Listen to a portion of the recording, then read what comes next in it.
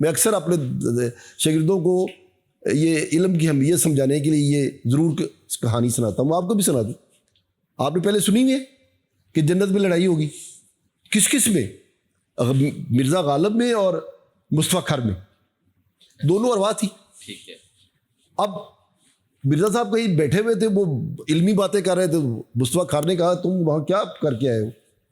میں نے وہاں مربع بنائے, وہاں انور ٹور اور چونسے کے باغات لگائے, اور تم وہاں شعر و شاعری کر کے اور قرض لے لے کے اپنی زندگی بسر کر کے یہاں آ کے یہاں بھی روپ ڈال رہے ہو.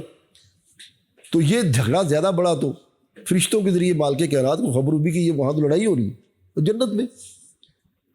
تو انہوں نے کہا جی مسئلہ کیا ہے؟ انہوں نے کہا یہ مسئلہ ہے. تو انہوں نے کہا جی اس کا حل کیا ہے؟ تو انہوں نے کہا ان کو جسم عطا کرے اور نیچے پھینک دے, یہ جا کے چیک کر کے آ جائے.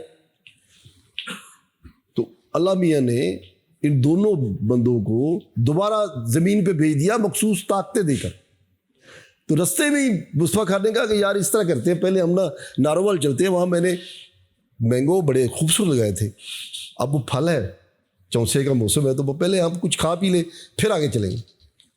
اب ایک بات صاحب علم لوگ جانتے ہیں, صاحب سلوک لوگ جانتے ہیں کہ یہاں کے وقت کی تقویم جو ہے وہ اور ہے, وہاں کی اور ہے.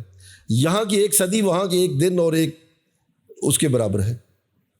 تو جب وہاں گیا تو باغ میں داخل ہوئے تو وہاں جو رکھوالا تھا وہ بھاگ کے آیا, اس نے ایک ڈانگ جو تھی وہ مصطفیٰ کھر کی کمر پہ ماری کہ تم کون ہو ادھر باغ میں داخل ہونے والے. اس نے کہا کہ یہ میں مصطفیٰ کھر ہوں, میں تو یہ لگوا گیا ہوں. اس نے کہا یہ تو فلاں رانا صاحب کا ہے پچھلے 100 سال سے, تم کون ہوتے ہو؟ تو وہ اب اس کا سر پھٹ گیا تھا. تو اس نے ایسے پکڑا غالب نے اور غائب ہو گیا, کیونکہ وہ روحیں تھیں. تو اس نے کہا چلے یار اب ہم کوچا بلی بارہ میں چلتے ہیں, بلی بارہ میں چلتے ہیں یا کہیں چلتے ہیں ادھر, میرا بھی کچھ دیکھے کہ وہاں کیا ہو رہا ہے. تو جب جا رہے تھے تو نیچے انہوں نے دیکھا لکھنؤ میں ایک مشاعرہ ہو رہا تھا. تو اب یہ جو ہوتا ہے نا کسی چیز کی محبت یا چسکا یا جس کی عادت یا نشہ ہوتا ہے, یہ بڑا, اس نے کہا یار مشاعرہ ہو رہا ہے یہ سن لے ذرا. وہ نیچے ہے, وہاں بیٹھ گئے. تو اب مشاعرے میں بہت کم لوگ, آپ دیکھیں نا آپ کتنے کم لوگ ہیں. شاہ صاحب نے یہ جو علم کی شمع روشن کی ہوئی ہے, یا خوبصورت باتیں کرنے والے آتے ہوں گے, تو یہ تعداد بڑھنی چاہیے. لیکن یہ ہمیشہ سے ہی رہا ہے کہ قلم کتاب کا قبیلہ مختصر ہوتا ہے, اتنا بڑا نہیں ہوتا. اور جہالت جو ہے یہ ہمیشہ اس کی جسامت زیادہ ہوتی ہے, لیکن ہوتی کثافت ہے, لطافت نہیں ہوتی.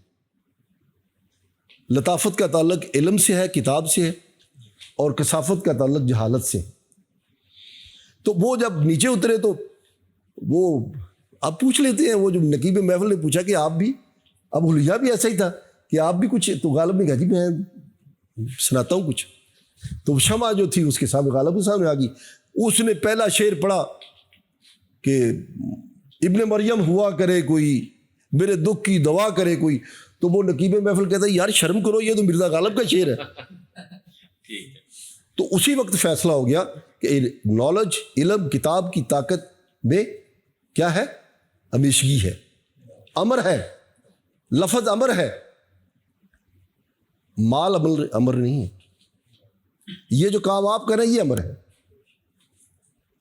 کتاب محفوظ رہتی ہے سینوں میں, ذہنوں میں, کردار میں, عمل میں. اور اس کتاب کو عمل میں ڈھالنے والا کون ہے؟ معلم, استاد. یہ وہ ہستی ہے جو اپنے علم اور حلم اور کردار کے ذریعے آپ کی زندگی کو بدل کے رکھ دیتی.